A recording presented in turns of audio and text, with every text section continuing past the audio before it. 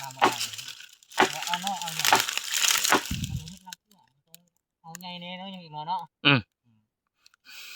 มาลูกน้องบ่พอใจหัวหน้าให้ไปหาตัดใหม่เมื่อยเลยจมบ่เศร้าได้สินะเมื่อยบ่เมื่อยเนาะค่าแรงก็ถึกๆให้บุป่าบัวดอนไปหาตัดใหม่นี่แล้วก็ได้มื้อเท่าไหร่นะมื้อเท่าไหร่แสนเช้ามันบ่คุ้มเนาะเฮ็ดไปนั่นแหละเฮ็ดได้ชีวิตมันเลือกเกิดบ่ได้เนาะสู้จนผมหล่นมารีวิวมาเด้อมาตัดไม้ซอยนี่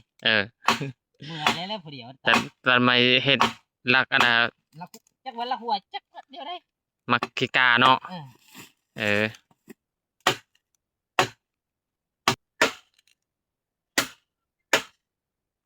พอดีคำรู้นะพอดีคำพอดีคำมืดมันพอดีคำมืด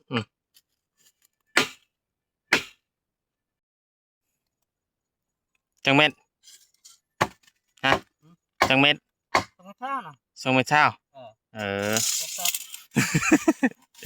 เช้าแล้วตามพนาสั่งเลยตามพนาสั่งเนาะไม่เห็นลักหัวเห็นได้สั่งนิดหน่อยจับมั้ยใช่อย่ามาแสดง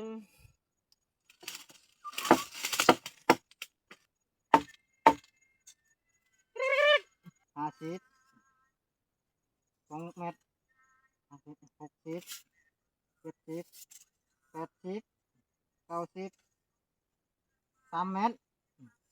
ถึงแล้ว